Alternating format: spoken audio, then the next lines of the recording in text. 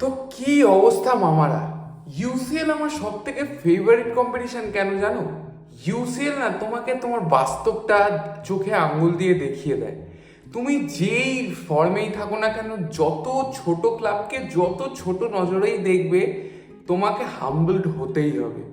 তোমাকে নিজের গ্রাউন্ডে আকাশ থেকে নেমে আসতেই হবে।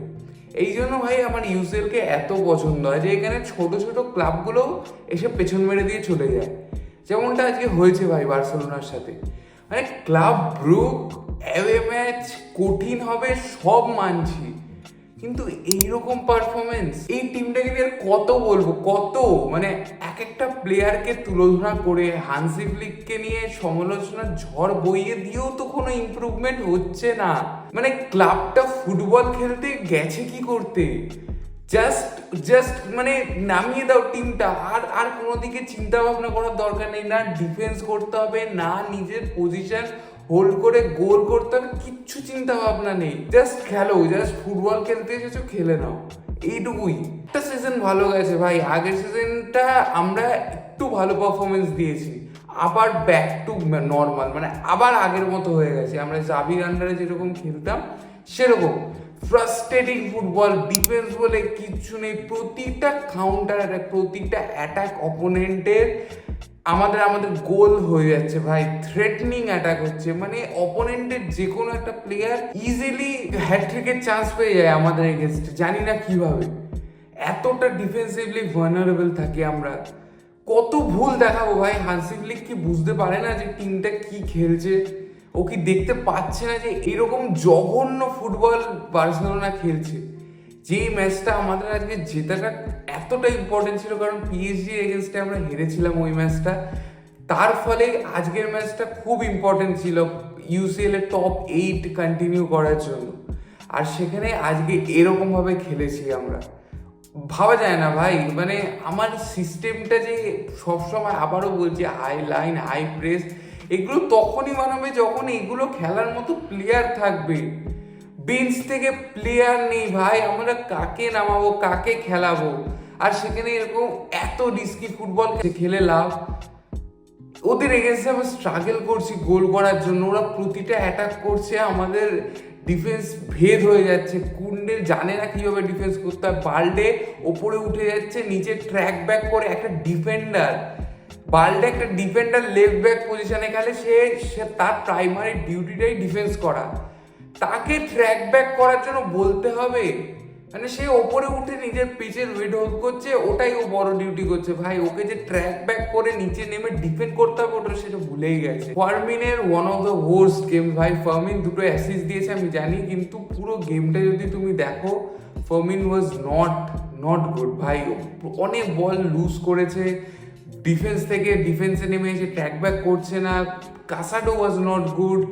র্যাশফোর্ড আজকের ম্যাচে পুরোপুরিভাবে অফ ছিল, যার ফলে লেফট উইংয়ে কিন্তু বাল্ডেকে একদম অনেক অনেক বেশিরভাগ সময়ই কিন্তু ওপরে উঠতে হয়েছে। ওর ডিফেন্সে এই জন্য কিন্তু কম্প্রোমাইজ হয়েছে। এটা এটা এটা হবে। র্যাশফোর্ডের অফ কালার হওয়াটা কিন্তু আজকে আমাদের প্রচণ্ডভাবে ভুগিয়েছে ভাই, কারণ র্যাশফোর্ডের কয়েকটা প্লেয়ারের ওপর ডিপেন্ড হয়ে আমরা খেলি।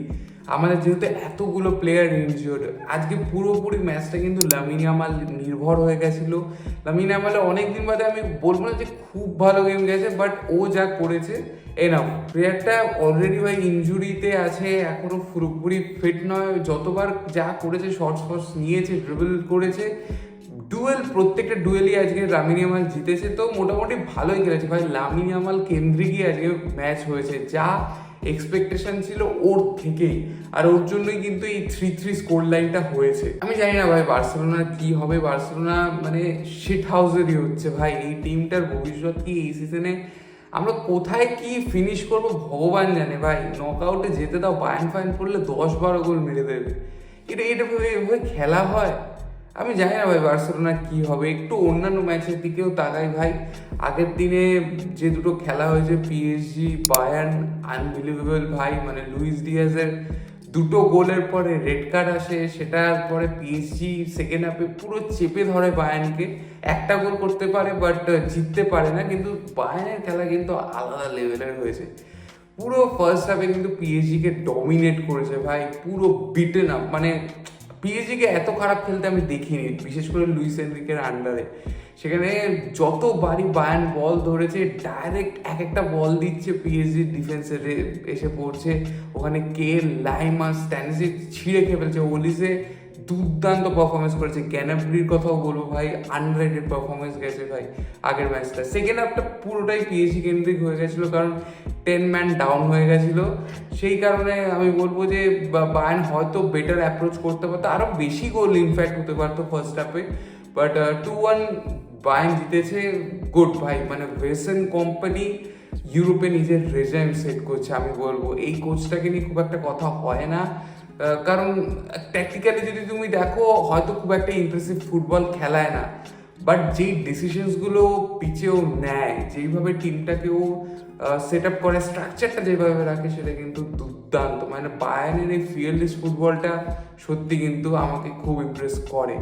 আরেকটা ম্যাচ যেটা হয়েছিল ভাই, Real Madrid and Liverpool, again ভাই সেম ফিক্সচার প্রতি ম্যাচে হচ্ছে। আগের সিজনে ম্যাকঅ্যালিস্টার এই গুরুত্বপূর্ণ ইনভলভমেন্ট নিয়ে কিন্তু রিয়াল মাদ্রিদকে হারিয়েছিল লিভারপুল, আর এই সিজনেও সেম ম্যাকঅ্যালিস্টারের একমাত্র গোলে কিন্তু লিভারপুল রিয়াল মাদ্রিদকে হারিয়ে দেয়। আর অনেকগুলো আসতেই পারতো ভাই, ওই ম্যাচটাও দুর্দান্ত ম্যাচ হয়েছে। লিভারপুল একদম কিন্তু কাম অ্যান্ড কম্পোজভাবে ম্যাচটাকে ধরেছে। আমি বলবো রিয়াল মাদ্রিদ বেশি বল রেখেছে, বাট মাত্র 2টো শটস, মানে ইউএফএ চ্যাম্পিয়ন্স লিগে 2022-এর পর লোয়েস্ট শট মেরেছিল রিয়াল মাদ্রিদ কালকে।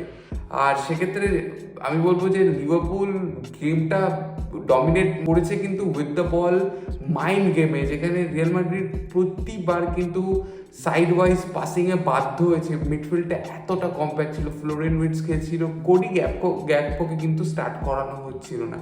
আর এই স্কোর লাইনটা কিন্তু আরও বড় হতেই পারতো যদি কোর্তুয়া না থাকতো ভাই। কোর্তুয়া একেবারে মানে চণ্ডী রূপ ধারণ করে যখনই ও কোনো একটা বড় টিম আসে, যখনই এরকম কোনো একটা সিচুয়েশন হয় যেখানে টিমের 10টা ম্যানই খেলতে পারে না, 11 নম্বর ম্যান হিসেবে Courtois will always deliver, and yes he deliver. এই কারণে আমার মনে হয় আরও বড় স্কোর লাইন হতেই পারতো। সবুজলাইয়ের বেশ কয়েকটা শর্ট সেভ দিয়ে দেয়। রিয়াল মাদ্রিদকে কিন্তু চিন্তা করতে হবে যে বল রাখা ছাড়াও যে অ্যাটাক করা হয়, এইটা একটু ভাবতে হবে ভাই, কারণ Real Madrid with the ball খুবই স্ট্রং। ডিন হাউসেনের মতো প্লেয়ার, ডিন হাউসেনের কালকে ম্যাচ বাজে গেছে ভাই, খুব একটা আমার ভালো লাগেনি দেখে। অপরদিকে যদি বলো কর্নার ব্যাটারি অ্যাবসলিউটলি ব্রিলিয়ান্ট, মানে ভিনিসিয়াসকে একেবারে চুপ করিয়ে রেখেছিল। ভ্যান ডাইক কোনো একটা গুড, রোবার্টসনেরও কিন্তু ভালো ম্যাচ গেছে ভাই। মোটামুটি লিভারপুল একদম সলিড পারফরমেন্স দিয়েছে। 6টা ম্যাচ টানা হারার পর ভিলাকে হারিয়েছে, রিয়াল মাদ্রিদকে হারিয়েছে। It will give a lot of confidence to Liverpool and আর্নে slot. দেখা যায় লিভারপুলের পরের ফিক্সচারগুলোতে কী করতে পারে। সিটির কথা যদি বলো, 4-1 কিন্তু ডর্টমুন্ডকে হারিয়ে দিয়েছে, ইন্টারও ম্যাচ জিতে গেছে। মোটামুটি কিন্তু বার্সেলোনা বাদে সবাই সর্টেড, সব টিমই মোটামুটি ভালো খেলেছে, ভালো খেলার চেষ্টা করেছে। আর বার্সেলোনার কথা আর কি বলবো ভাই, আমি বলতে চাই না।